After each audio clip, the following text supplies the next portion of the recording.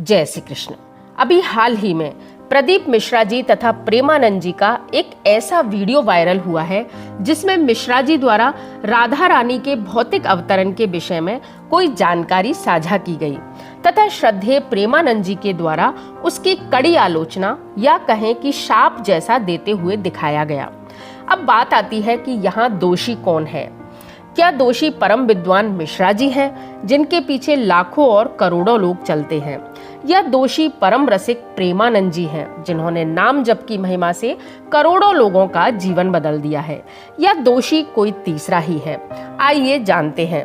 Video को अंत तक देखिए, अन्यथा आप फिर भ्रमजाल में फंस जाएंगे। प्रदीप मिश्रा जी जो कि एक कर्मकांडी विद्वान पंडित हैं, जिन्होंने शास्त्रों का विधिवत अध्ययन किया है, जिन्होंने संपूर्ण भारतवर्ष के लोगों को पुनः मंदिरों की ओर जाने को मजबूर कर दिया है। आज हर घर से बालक, महिला, पुरुष एक लोटा जल सब समस्याओं का हल को मंत्र मानकर विभिन्न तरीके अपनाता हुआ मंदिर की ओर जाता दिखाई देता है। उसकी सकाम पूजा उसे उन कर्म कांडों व विधियों की ओर मोड़ रही है जो कभी हमारे जीवन का अभिन्न अंग हुआ करते थे। ऐसे विद्वान पुरुष द्वारा अपने प्रवचनों में बिना किसी राग द्वेष के एक बात जानकारी के तौर पर भौतिक अवतरण के विषय में कही गई थी। दूसरी ओर परम श्रद्धेय श्री प्रेमानंद जी महाराज हैं, जिन्होंने अपना संपूर्ण अस्तित्व राधा जी में ही विलय करने की ठान रखी है, जिनके रोम रोम से राधा नाम की आभा निकलती है, जिन्होंने देश विदेशों तक नाम की महिमा को पहुंचा दिया है। उन्होंने छोटी सी एक वायरल क्लिप को सुनकर अपने संपूर्ण भाव उसमें उड़ेल दिए। यहाँ दोनों ही भक्त प्रभु के अतिशय प्रिय हैं। वे कैसे दोषी हो सकते हैं? तो आज दोषी है हम जैसे सामान्य लोग या हम जैसे अनुकरणकर्ता जो एक पक्षीय बात को ही सुनते हैं और दोषारोपण करते हैं। मैं आपको एक कहानी सुनाती हूँ जो कि भगवान शिव पार्वती तथा नारद जी से जुड़ी हुई है। आपके इससे संबंधित भ्रमजाल को भी वह दूर कर देगी। एक राजा ने ब्राह्मण भोज का आयोजन किया।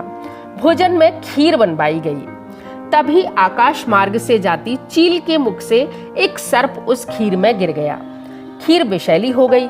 जैसे ही ब्राह्मणों ने उस खीर को खाया, राजा के द्वार पर ब्राह्मणों के शवों का ढेर लग गया। राजा बहुत दुखी हुआ। पूरे नगर में यह खबर आग की तरह फैल गई। यह सब खेल शिव पार्वती व नारद जी द्वारा देखा जा रहा था। राजा को ब्रह्म हत्यारा कहा गया। यह चर्चा सभी की जुबान पर थी। बाहर से भी कोई लोग वहां आते तो राजा को ब्रह्म हत्यारा कहकर संबोधित करते। नारद जी ने भगवान से प्रश्न किया, प्रभु यहाँ इस कार्य में दोषी कौन होगा?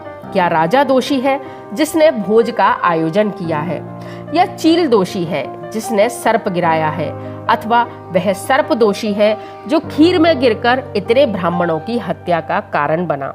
भगवान शिव ने कहा, नहीं नारद, राजा ने शुद्ध व पवित्र हृदय से भोज का आयोजन किया। उसे सर्प के विषय में कुछ ज्ञात नहीं था। बनाने वालों ने भी पवित्रता से बनाया, वे भी दोषी नहीं हैं। चील अपने भोजन को लेकर जा रही थी। उसका उद्देश्य उसे खीर में डालना नहीं वरन उदर पूर्ति था। सर्प स्वयं मृत था, वह भी दोषी नहीं था। इसका दोष उन हजारों लोगों में बटेगा जो राजा को ब्रह्म हत्यारा कहकर पुकारेंगे तथा इस बात की जगह जगह चर्चा करेंगे। तो यह है प्रभु की सूक्ष्म दृष्टि। तो आप भी इस कंट्रोवर्सी से दूर रहें। दो प्रकांड विद्वान तथा परम रसिक जिनके पीछे 9 निधि तथा 100 सिद्धियां दौड़ रही हैं, जिन्होंने स्वरूप को अपने हृदय में उतार लिया है, उनकी कंट्रोवर्सी में पड़कर आप दोष के भागीदार मत बनिए। धन्यवाद। जय श्री कृष्ण।